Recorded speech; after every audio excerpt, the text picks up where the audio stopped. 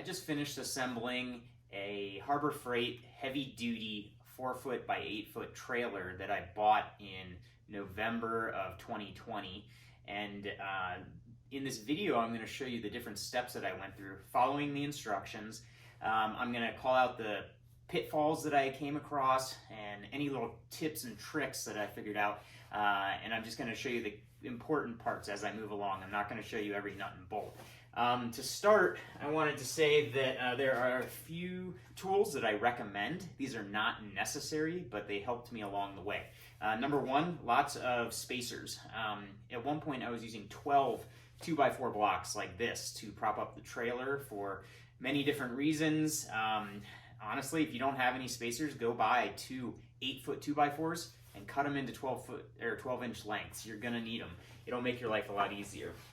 Secondly, the socket wrenches that you use. This is a 12-inch socket wrench. It's a 3/8 socket wrench. Normally when you go and buy like a Craftsman, I think their standard socket wrench is like 8 inches long, maybe 10 inches long. The extra length really helps. And this is a snap-on wrench. I love Craftsman too. I have a lot of Craftsman tools. So if you go to buy a socket wrench, get one that's a little bit longer if you can, because it'll really give you the extra leverage. Same thing with my 1/2-inch wrench. This is a Craftsman. Craftsman makes like a 10 or maybe a 12-inch long 1/2-inch drive socket wrench. This is a 16-inch long one. It's a little bit extra long. Really helped for getting that extra leverage when I needed it. So use longer socket wrenches. You're going to need deep well and short 17 and 19 millimeter sockets. There's a couple others, but those are the main ones that you're going to need. Of course, the box wrenches that go with those, 17, 19 millimeter. I used a square. This is a 12-inch square. When you're assembling the front and rear sections, it could kind of get out of square, so I do recommend checking it. You'll see how I do that in the video. And last but not least, an impact gun really sped things up for me. This is an electric impact gun by Milwaukee. It's an awesome tool. I've had this for about 8 years, 10 years. This thing's bulletproof. Air-driven impact gun would work too. Don't use a 1/2-inch impact driver. You don't need that. Just a 3/8 impact gun will work. And make sure you know what you're doing. Some impact guns are really strong. I used to be a professional mechanic. I know how much torque this puts out, so don't overdo it. I don't know, maybe you could snap the bolts if you go too hard. But one thing I want to end with is that I still went through and hand-checked every single nut and bolt after I hit it with the impact gun. The impact gun is just to save time.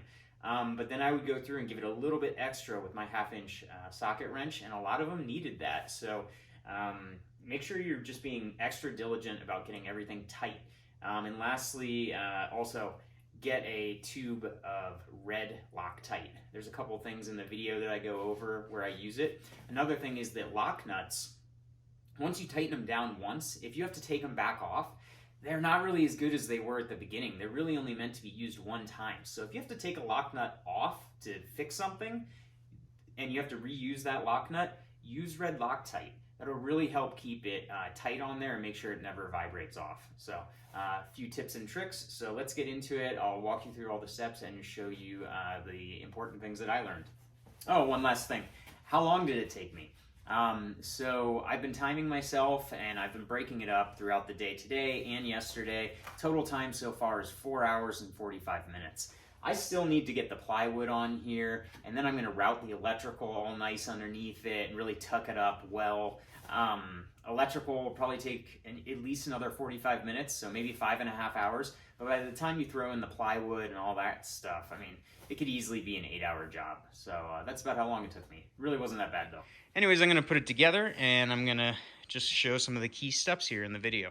Part 1, assemble the front half of the trailer. All right, the front section is complete. The instructions called for 20 bolts plus nuts. I used 26. We're going to see how that works out. The only other thing I'll say is try to keep it level when you're putting it together. I used a 2x4 with some cardboard in the back to keep the back propped up while I was tightening the first couple nuts. And then secondly, I used a square with a couple of clamps holding it in place before I tighten the nut. made sure it was totally square. I did that on the first couple corners. I do recommend doing that because it could be off by a little bit. Other than that, it was really straightforward and pretty easy to put together the first section. All right, step number 2, the front bed rail assembly, which is the whole front end right here. We're going to put that together.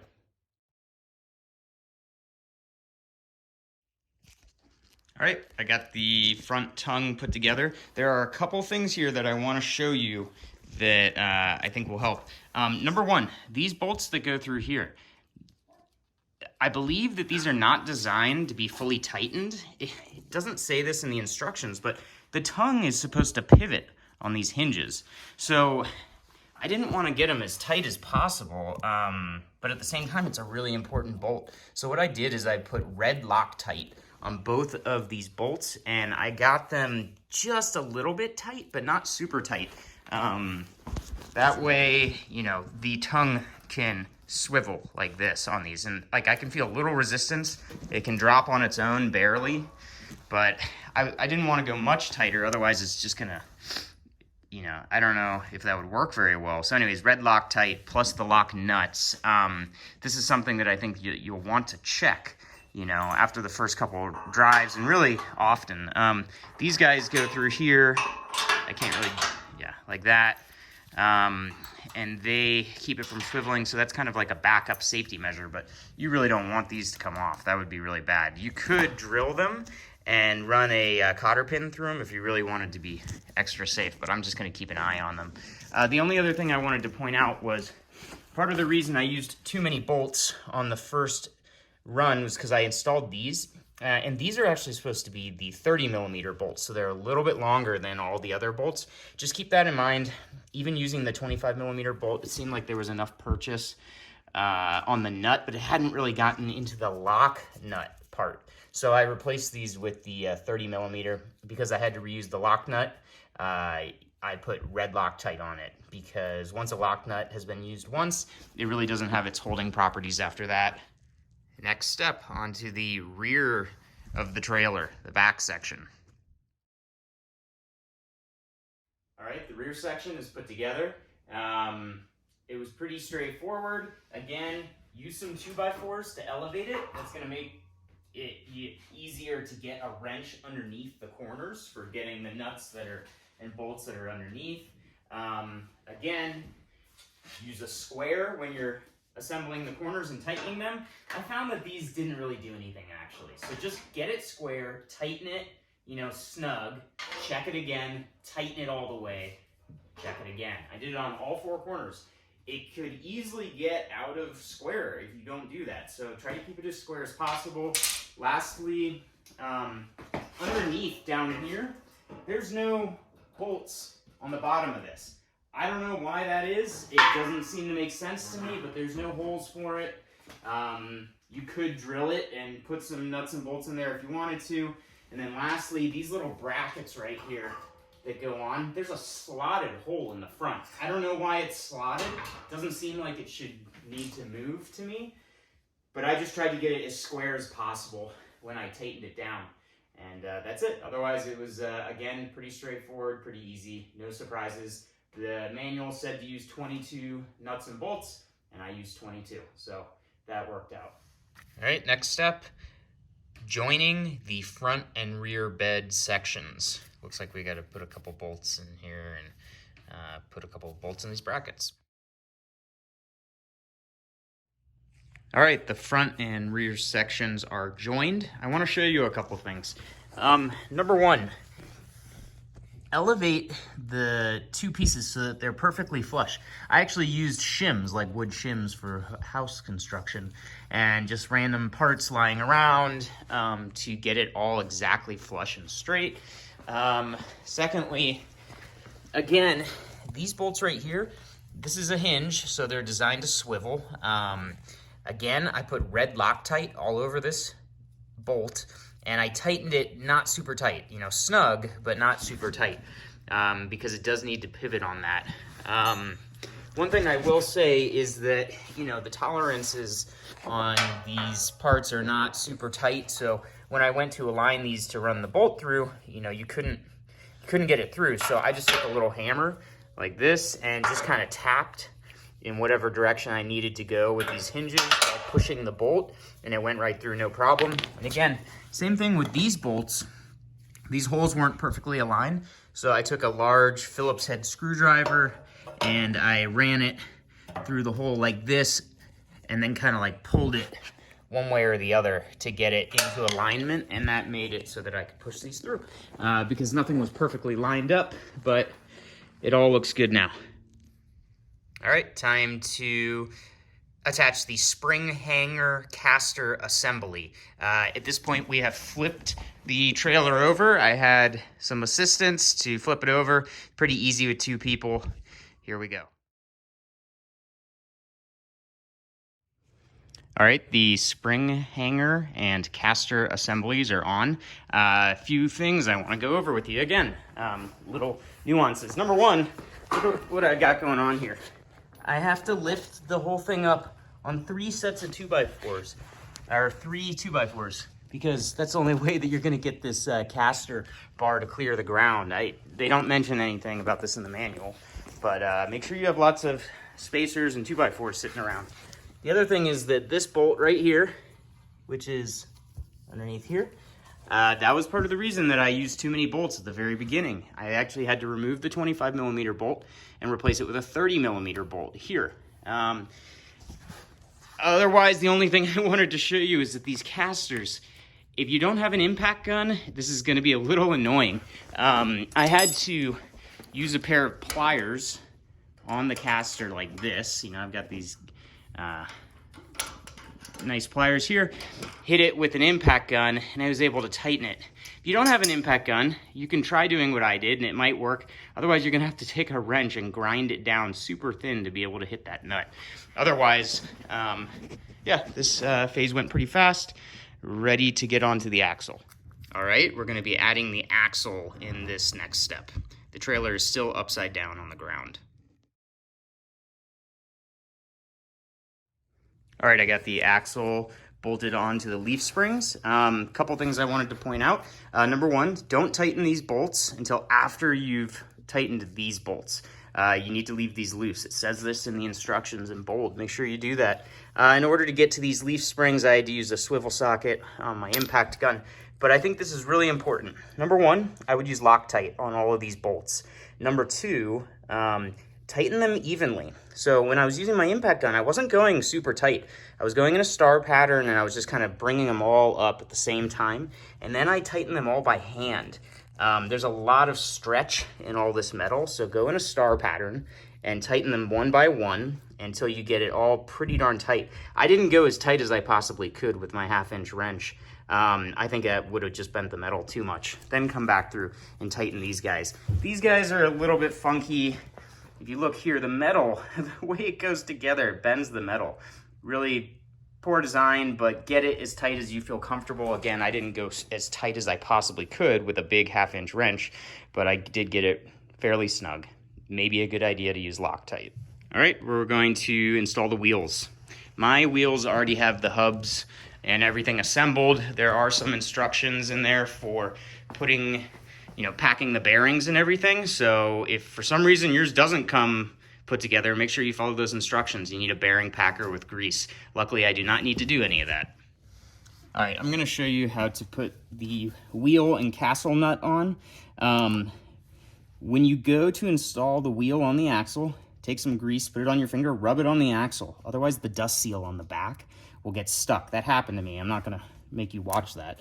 But get it on there. You're gonna kind of have to push, see the bearings, they kind of come out a little bit. So when you're installing the wheel, I just popped it off. You kind of got to get those bearings on there just right and push them in with your fingers, and then they will seat. The first time I did this, it took me like a couple minutes, so it can be a little bit of a pain. Make sure you put the washer on here. Then we're going to install our castle nut. And when you tighten a castle nut onto a hub like this, you're compressing a bearing. So there's a special way to do this, which is really important, and it's why I'm going over this. So as the instructions say, we want to tighten it until it's pretty tight, not super hard, but you know, to the point where I'm starting to get, you know, it's not free spinning very well. You can go even a little bit tighter, like that. So you want to get it on there pretty tight. See how it's not flying? And then we're going to back it off. So I'm now going to loosen the nut just a little bit, just so that I can get a little bit of free spinning momentum. Now there's a hole that goes through the axle, and we're gonna have to line it up with the holes in this castle nut. So I'm looking right now to see where the holes are. Okay, I'm pretty close. These darn holes are not centered. So I'm gonna loosen it a little bit more. Even more, man.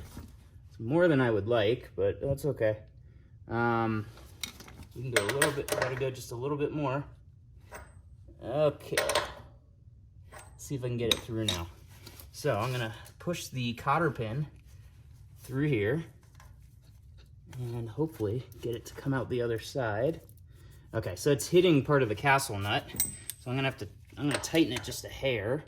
Luckily I can do it with the pin still in there until I can try to get it to come through the other side. There we go.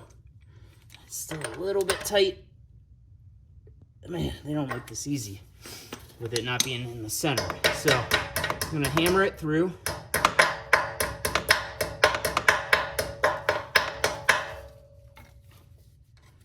This is not a perfect science. So you want to push it in until it's pretty snug.